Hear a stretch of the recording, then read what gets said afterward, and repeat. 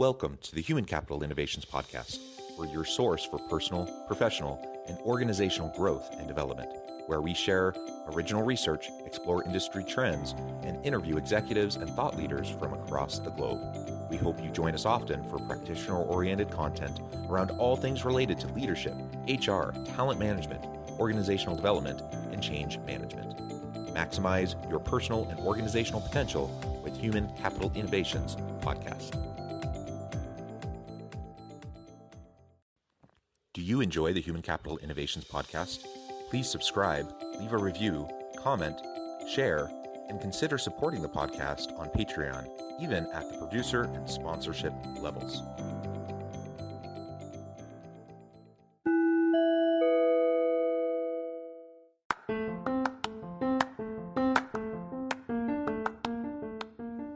Welcome to the Human Capital Innovations Podcast. In this HCI Podcast episode, I talk with Luis Merchant about shifting human capital strategy and acquiring talent in the cannabis industry.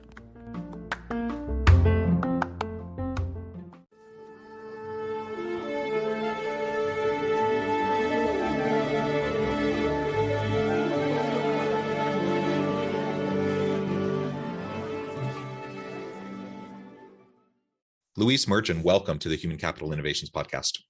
John, thanks for having me. It is a pleasure to be with you. You're joining us from the Miami, Florida area. I'm south of Salt Lake City in Utah. And today we're going to be talking about the shifting human capital strategies to acquire talent within a very particular and specific industry. We're going to be talking about the cannabis industry. Now, we've talked a lot on this podcast about the changing nature of work, about the Great Resignation, acquiring talent, human capital strategy. All of those things are things that we've discussed at length in the past with other guests, but we've never actually specifically talked about these things within the cannabis industry, which is a huge growing industry. So I'm really excited to explore this with you. As we get started, I just wanted to share Luis's bio with everybody. Luis Merchant, president and CEO of Flora Growth Corp, is a New York and Miami-based executive with over a decade of proven experience in enterprise sales management, corporate strategy, merchandising, and expense management and customer experience. Prior to joining the team at Flora Growth, he previously served as Macy's Inc.'s Vice President of Workforce Strategy and Operations, where he managed the enterprise's multi-billion-dollar P&L expense line for 540 store portfolio and led various sales and marketing initiatives, including the business-to-business corporate sales team responsible for 160 million in annual revenues. And really, I could go on and on, Luis, but I'm going to pause there. I'm going to give you a chance to share anything else about yourself, your background, your career that you would really like to highlight for me and my listeners. Of course, John, look, you've said it all. I was originally born in Colombia, came to the States about 20 years ago to get my MBA, met my wife in Louisiana, and she decided we were going to live in the States. I've had a very fruitful career in retail and CPG, have lived in a number of states, 5 of them, and 7 moves over the last 2 decades. So very familiar with the American consumer, of course, and as you mentioned, my latter part of my career was at Macy's, where I had a number of roles of increasing importance. And of course, I couldn't be happier to be representing Flora as their CEO and the chairman. Wonderful, wonderful. Why don't we start off for anyone who may be unfamiliar with the cannabis industry? Again, it's kind of a fastly growing, rapidly expanding industry in lieu of many of the states around the nation legalizing either medical marijuana or even recreational marijuana. So talk to us a little bit more about the industry generally, and then we can zoom in on shifting human capital strategy. Yeah, of course, Jonathan. I mean, the global industry, and it's a global industry, right? Is booming, and it's just at the early stages, but it's already estimated at over $200 billion. Out of those $200 billion, almost 50% of the revenue contribution is coming from the United States. As you know, over 35 states have legalized medicinal cannabis. 15 states have legalized recreational cannabis. There are a number of products and categories that are already broadly distributed in 48 out of the 50 states. It's a booming industry. And of course, one that represents what we believe is a generational opportunity for consumers to move from chemical to plant-based wellness alternative. Yeah, and it's really interesting. I mean, even in a place like Utah, we're among the reddest of red states, super conservative, and we also have legalized medical marijuana in Utah even. So it really is becoming more and more acceptable and accessible to many across the nation, and like you said, even across the world. And this is giving us a tremendous opportunity for business leaders who want to explore this, right? But with that expansion, with that growth, also means that we're dealing with tremendous labor challenges. And this gets us into the human capital strategy and the challenges that organizations are going to face as they're scaling within this industry. So talk to us a little bit about that, what you've seen, what some of the struggles have been for you and your company, as this market continues to expand. Yes, John, I was thinking before our interview about that specific question. And I think I will start by sharing my personal story. I had a very traditional trajectory as a professional. I'm an engineer, I have an MBA, went to graduate school, then I got a job at a very reputable top Fortune 100 company, and then continued to move up the corporate ladder. And I think for professionals today, they're looking for a balance between advancing their skill set, advancing their careers, and also identifying those opportunities where they can take some risks that will accelerate their careers in a meaningful way. And that's where the cannabis industry is at, right? It's a hyper growth industry, but it has a lot of stigma and there's a lot of risk attached to it. There's been an incredible boom in the stock market in the late 2018, 2019. Then there's been a tremendous cycle of the stocks coming down, and now the industry is in a little bit of a lull as well. All in the fundamentals of the industry are continuing to improve.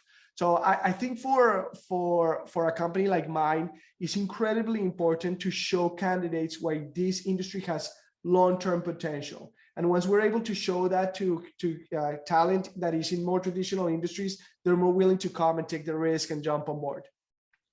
Yeah, so there's certainly the risk, with just a new emerging industry, right? That's certainly the case, as you just described. There's also the social stigma around cannabis, and I think that's lessening, right? But we have the in the United States, for example, the war on drugs and this, the criminalization of marijuana, possession of marijuana, even 3 strikes laws, all of this, right? So we have all of that baggage, all of that social context around the usage of it. And I think, especially for medical use, it seems like that stigma is getting quickly erased. But I think it's still there largely for recreational use, at least in many parts of the country. And so I imagine that makes it challenging sometimes to hire good talent, when people may have some, either it's just the social stigma or they may have some sort of a moral, ethical kind of hang up about, working within the industry, working in a cannabis company. Thoughts on that and how you've addressed that in recent years? Yeah, and it's a great question that you're posing, John. But when you think about the alcohol and tobacco industries, they're facing similar dilemmas in terms of what is considered a potential ethical or social stigma, right? We know that tobacco is really bad for your health. Still, like some of the tobacco companies are some of the biggest companies out there in the world. Now, the difference between cannabis and alcohol and tobacco and some of the other vice industries that are out there is that cannabis not only presents opportunities from a recreational standpoint, but it also presents a tremendous amount of benefits from a therapeutic and pharmaceutical standpoint. There's enough scientific-based research already published today that shows that cannabis can treat a number of ailments. And there's a number of them that are plaguing humanity today, like pain, and as an alternative to opioids, which are addictive, like insomnia, like anxiety. And then, of course, there's been medications that are already broadly approved to treat epilepsy and other related brain illnesses. So you have the two components, a recreational one, but you also have these really clear path, scientific path to treat and improve the lives of people that are suffering from many ailments. So I think when you rely on scientific-based research and you can highlight that for perhaps candidates that have a higher social stigma, they're more likely to start joining companies such as ours. Yeah, I think that's a really good point. And you're absolutely right. The increasing scientific evidence around the medical uses and the therapeutic uses of cannabis, it's continuing to pile up. It's quite staggering. And it's interesting. I was just, I walk my dog. I have two dogs. I walk my dogs around the neighborhood daily, usually at least a couple times a day. And so I get to know my neighbors a little bit. And I have an elderly couple that's just kind of around the corner, around the block for me. And I often run into them and just say hi. And they're probably, I don't know for sure, but they're probably mid 70s, super conservative, super, just rigid around that social stigma, right? And then they received the horrible news that the wife had cancer, right? And she's dealing with chemo and all of the challenges associated with that, just feeling miserable like death, just everything that comes with it. Just such a horrible disease. I was walking around the park and I ran into him, the husband, one day just a month or so ago. And I was actually quite shocked. I was pleased, but I was shocked that they talked about how they had just gotten her medical cannabis card so that she could take medical marijuana. And literally within 2 or 3 days of starting to use marijuana, it relieved almost all of her symptoms and the negative outcomes of chemo, all of that. She was suffering so much. And then all of a sudden, almost like the light switch was flipping. She was feeling so much better. She was able to function. She was able to get out. She was able to just live her life. And this was a couple I never in a million years would have thought they would have embraced cannabis. But it just shows how quickly public attitude is changing and how quickly that stigma is declining. And I think for good reason, right? Because there are so many tremendous benefits. And even when you get to the recreational side, if there's still stigma and people are concerned, yeah, you think about it in comparison to things like cigarettes, vaping, alcohol consumption. I personally would really love for my children, I have 6 children. I would love, especially for my teenagers, I would love for them to not drink. I would love for them to not do recreational drugs. I would love for them to not smoke or vape or any of those things because of the negative health consequences. But if they're going to do anything, I certainly marijuana usage seems like the least problematic from a recreational standpoint. And I don't know if that's a generational attitude that's just shifting over time.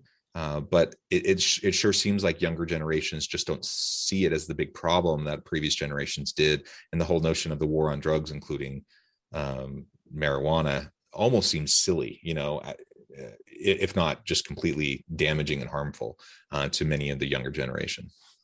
Yeah, John, I couldn't agree more with all of your comments. And I think, it's important to highlight that cannabis is impacting the lives of multi-generation groups, right? You mentioned your teenage children, and you also mentioned your 70-year-old neighbors. Like people from all age groups are starting to adopt cannabis as an alternative to more harmful recreational uses or more harmful medicinal alternatives to treat ailments. And it's happening all over the world. And I think we need to do a better job. And we're focusing on that at PHRa, at educating consumers, at educating patients, and educating the medical community so they become comfortable. In a big part of our work right now is to show doctors that you can actually prescribe cannabis, which is now, like in countries like Colombia, you can actually prescribe cannabis and it's covered by your health insurance. But doctors are apprehensive because they don't understand what type of ailments they can cover on their cannabis. So we have to educate them, right? And it's incredibly important that we spend time doing that. And when we're talking to candidates, going back to the component of attracting incredible talent, you have to highlight for them the many benefits that this industry is actually providing. When it comes to the war on drugs, it's also when people think about the war on drugs, they no longer think about cannabis or marijuana. That's just not what the war on drugs it means anymore to any demographic at this point. I do believe that there's a little bit of work to do with regards to the government and the regulatory framework as it exists today to ensure that the entire population can feel comfortable. One of the big unlocks for many generations to actually adopt cannabis would be for them to find cannabis products in their local convenience store or their local department store. And that is not going to happen until the MORE or the SAFE Act are passed. Once those two things happen, then I believe we're going to see a meaningful change in terms of attitude. And I think we're really going to have an influx of talent into the industry.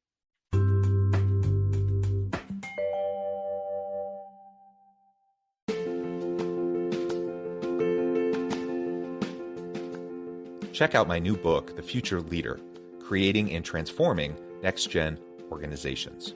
Stemming from 2 decades of professional experience and over 600 in-depth interviews with executives, thought leaders, and scholars from across the globe, The Future Leader will help you explore the ordinary, everyday actions that will help you to prepare to lead in the future of work, to respond to an uncertain future, and to produce extraordinary results for individuals, teams, and organizations.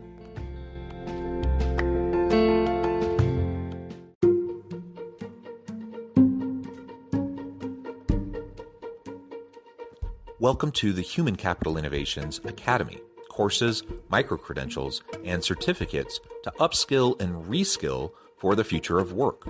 All HCI Academy courses, micro-credentials, and certificates are designed, developed, and delivered by award-winning and internationally renowned scholars, educators, thought leaders, executives, and practitioners.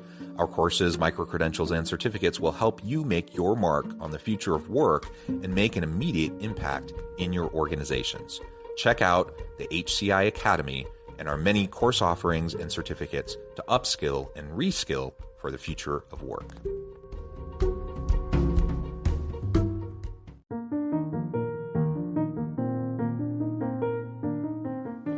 Check out our new weekly LinkedIn newsletter, Alchemizing Human Capital, exploring industry trends via original research and interviews with executives and thought leaders from across the globe.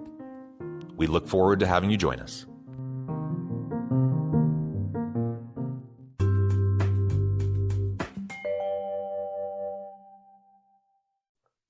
Yeah. I think that's wonderful. And I think this is an ever evolving and developing kind of an area. Let's talk a little bit more specifically about some of the biggest talent needs that you have within the industry. I mean, certainly like any industry, you have across all functional areas, you need people, good people. But where do you find the biggest gap in the needs that you have versus what you seem to be getting? I'm sure your industry is struggling with the Great Resignation and with people opting out of, traditional styles of work and doing more gig work and doing more contract work and whatever. I'm sure you're dealing with that just like everyone else. But where do you see that biggest gap? Yeah, look, I think you're absolutely right. Surprisingly, the needs of the cannabis industry are very similar to the needs of any other industry, John. So you hit that right in the head. We very quickly had to adopt a very flexible work policy. We do not require any of our hires to move. So in order for us to capture the biggest pool and the best pool of talent, we broaden our scope to the world, basically. And we have people working in Calgary, in Toronto, in Miami, in Fort Lauderdale, in San Diego, in Colombia, all over the world. They're working where they lived. And if they so choose to move to our headquarters here in Miami, then we can help them relocating. But we don't find that as a requirement. And that has really opened up the talent pool significantly to us. But I think where we're missing is some skill set across all functions. And the skill set is in the cannabis industry, a lot of what we're doing is the first time we're doing it. Right? So there's a lot of firsts. And when you're doing things for the first time, you truly need an entrepreneurial spirit, but you also need people that understand how a fully developed functioning company works. And it's very hard to find both of those. And you need that type of agility across all functions in the organization. When it's difficult just to secure capital because you don't have access to traditional capital like every other industry, or you don't have access to traditional payroll like every other industry does, you need a finance head that is able to understand this very complex environment and find solutions that have not been developed before, right? When you have never moved a product from one country to another, it's the first time doing it, then you need to have somebody that understands supply chain, that understands regulatory framework, and that can also invent that new path for the first time. So the type of ingenuity is found in the entrepreneur world, but you also need, as I mentioned, the well-formed corporate, more traditional route. And that's where we find the gaps. Yeah. I think that's really great framing of the gaps and the challenges that you're dealing with. Like you said, similarities to other industries, of course, but there are some unique aspects of this particular industry and just the nascent stage of the industry, right? And the development, the growth of it brings unique challenges. And you said it, the entrepreneurial spirit, the entrepreneurial mindset, I think is as important now. I mean, really in any business, I think that's important. You need agile people willing to adapt and to adopt and change as the needs of the market change around them, but particularly in an emerging market, in an industry like this, I think you just have to be super adaptive if you hope to weather the challenges that are inevitable, that are going to come, and just dealing with things like, there's social stigma in many products and industries, but the nature of this particular industry and this particular set of products, has a unique history, has a unique set of stigmas that you are going to have to continue to tackle as you move forward. So I think all of that's great. Last thing I wanted to ask about this, not specifically in relation to talent, but in relation to the regulatory environment around cannabis, and what you're seeing in some of the most recent changes there, and if that's affecting your human capital strategy at all. Well, it certainly is. I would say there's two ways in which I can answer this question: is the regulatory environment inside of the United States, and then that outside of the United States is exceptionally complex. Inside the US, we do know there is a path to sell and broadly distribute CBD, which is the non-psychoactive, non-intoxicating molecule of cannabis. And then there is also a pathway for the psychoactive molecule of cannabis, THC. But there are over 100 molecules in the cannabis plant, and some of them are called the minors, and those are unregulated today. And there is a meaningful move from state legislatures to find a way to regulate these minor cannabinoids, and that is going to add complexity to product development, product distribution, sales, and some of them are psychoactive, some of them are not. It's very complex, and that just means that we need to be additionally extra vigilant about what we are doing in every one of the geographies in which we operate. And then from a broader perspective, we're waiting to see a meaningful change in a couple of places around the world. Germany is a big one. Germany is about to go recreational. We believe it's going to happen over the next 12 months. That is very exciting. We're also waiting for the UN to make a move that will effectively legalize the trade of cannabis on a global scale. And if that were to happen, I think we're going to be able to meaningfully attract more traditional industry professionals that would likely understand the potential of cannabis over the long term. Wonderful. Luis, it has been a real pleasure and a fascinating conversation. I appreciate your time and that you've shared your insights with me and my listeners. We're getting close to the end of our time. Before we wrap up, I just wanted to give you a chance to share with listeners how they can connect with you and find out more about your work, your team, and then give us a final word on the topic for today. Of course, John. So if anyone wants to contact us, we are at PHRa growth.com. We are on every social media platform. And of course, we are on LinkedIn. My name is Luis Merchant, and please feel free to connect with me on LinkedIn. With regards to human capital, it has been the single biggest foundation of our company. We have only focused on acquiring and attracting the best talent at all levels in the organization. Our team is a multidisciplinary team, from our chairman of the board all the way to agricultural skilled workers in Colombia. We have attracted incredible talent. And if you want to join an industry that has very long-term potential, that will only continue to grow over the next 10 years, that will present significant challenges, but also it will be a very fun environment to work in, please feel free to reach out to us because we're hiring, we're growing. Wonderful. Thank you, Luis. It's been a real pleasure. I encourage listeners to reach out, get connected, find out more about what Luis and his team can do for you. And as always, I hope everyone can stay healthy and safe, that you can find meaning and purpose at work each and every day. And I hope you all have a great week.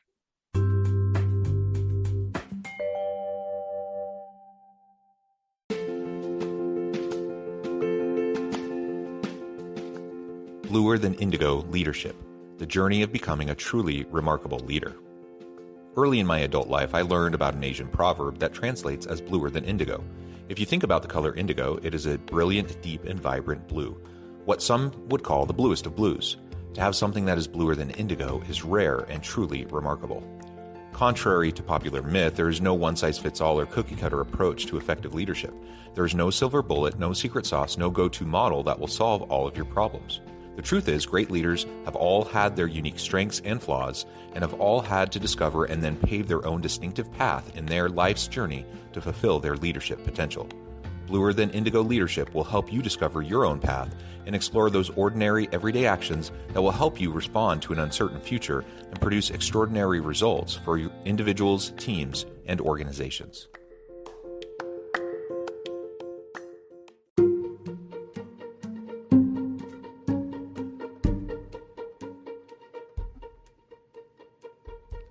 Check out Human Capital Innovations magazine, Human Capital Leadership.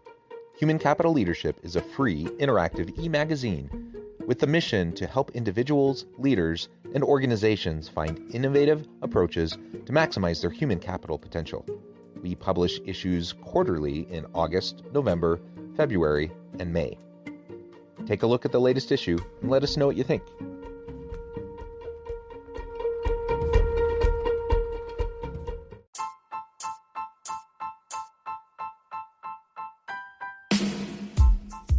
The alchemy of truly remarkable leadership.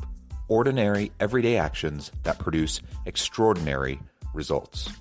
Consider how the nature of work has shifted over the past 50 years. With increased globalization, rapid technological advancement, and the shift in economic composition, the average job of today looks very different than the average job of 50 years ago. What will the jobs and organizations of tomorrow look like? Moreover, what does this all mean for organizational leaders? What are the core competencies and capabilities of organizations and their leadership that are prepared for continued disruption and geopolitical and socioeconomic shifts? Regardless of what the future holds, increasingly, leaders need to be socially minded, data-driven, decisive, champions of talent, and disruptors of the traditional notions of leadership, teams, organizations, and work. The alchemy of truly remarkable leadership will help you to explore your own leadership competencies and capabilities and consider ways to apply and implement them into your workplace and personal life.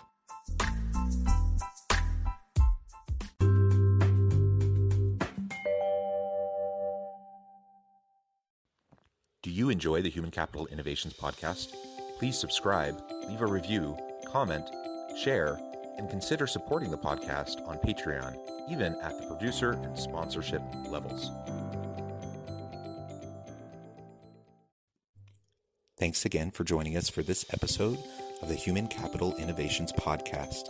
I hope you stay healthy and safe and that you have a great week.